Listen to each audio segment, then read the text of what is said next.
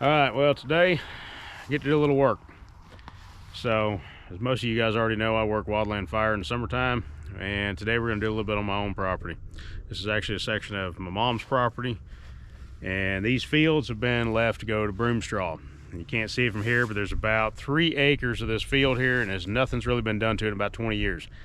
So with the excavator, I've taken and ripped off all the trees and put it back to the original property lines. And so we've got a large pile of slash right over here. Now, on the other side of that slash pile, I've got a huge pile of slash down in what would be our garden plot, and we'll try to rip that off today too. So, come along, I got a guy helping me today, and you'll probably see him a little bit in the video as well. So, ordinarily, yeah, on the job I'll wear a helmet for this, but today I'm gonna try to bring you guys along. Using a drip torch, something I sourced a long time ago.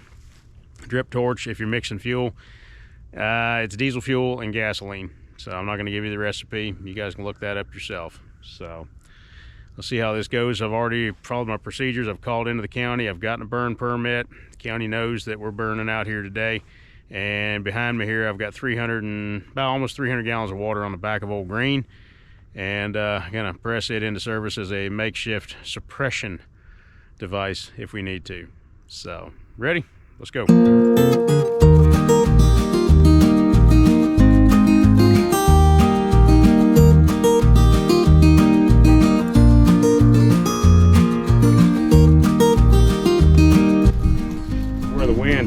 The idea is to start off the fire. We're on the edge of the dozer track, and so if the wind is blowing towards us, we start the fire off next to us so it backs into what we want to do. If I go to the other side of the field, it's going to rip across through here and be uncontrollable. But here I can take little strips, keep it in control. You used to sell bug on.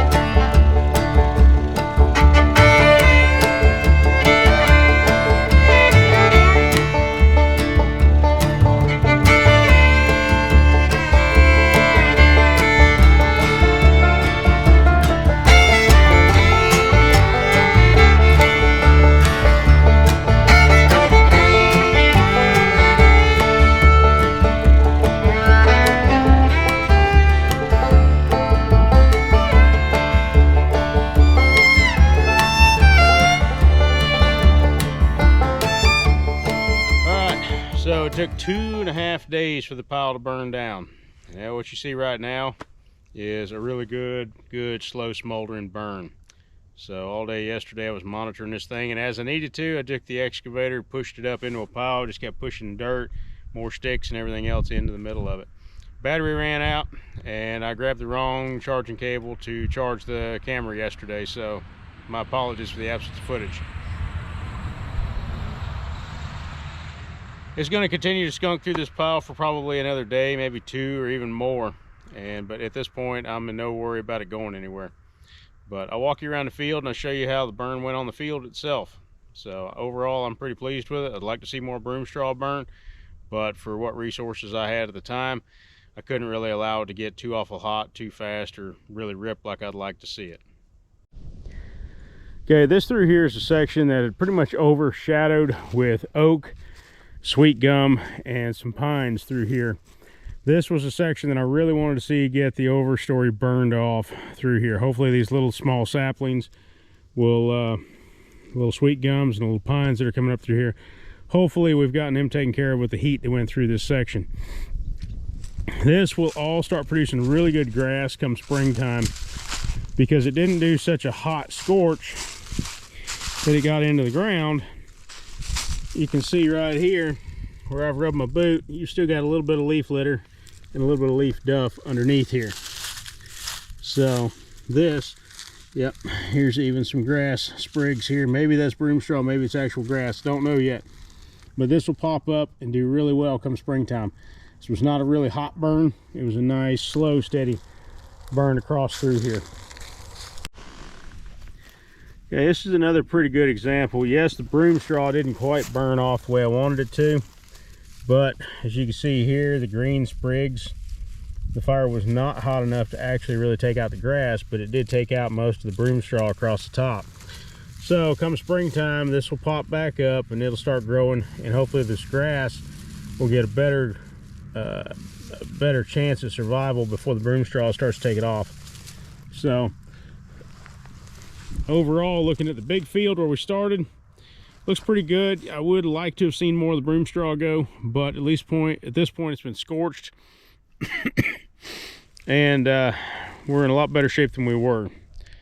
So this is only about 3 acres up through here, but it's going to be in a lot better shape than it was. Still got the large brush pile up here to burn off. I've got another slash pile up here and a small one here, which all mostly came from down here along the edge of the state highway. This pasture was done in 1989 to 1991, and it has had hardly anything done to it since. We ran a horse on it on this acre and a half on this side, and since then the fence lines were really beyond salvageable. We're in the process of tearing most of the fences out. I'm going to try to fence it all as one big unit and then go from there.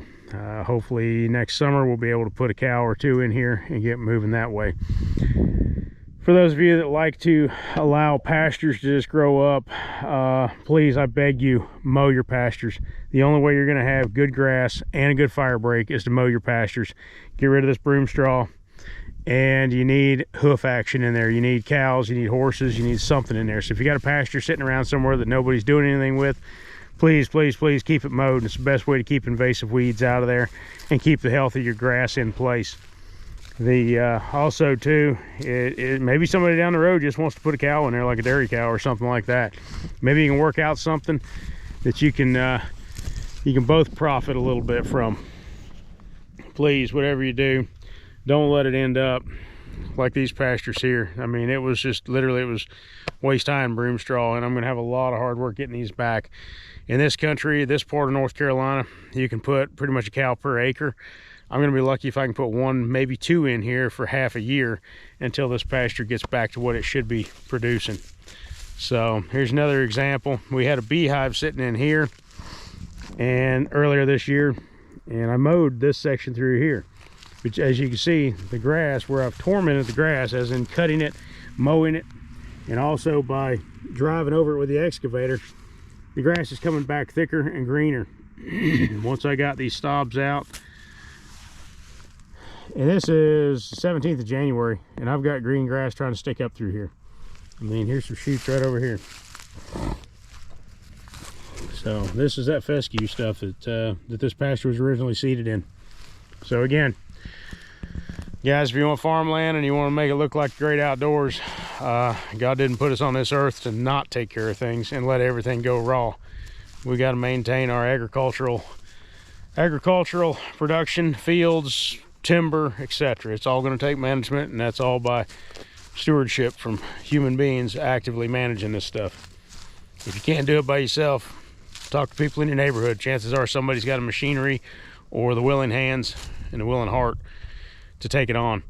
There's actually a program I heard about some time back where people who want to go into agricultural and farming are sometimes through different programs being placed with farmers that are retiring and dying off, so that those young folk can actually be trained up in order to take on that farm, regardless of inheritance or heirship or whatever.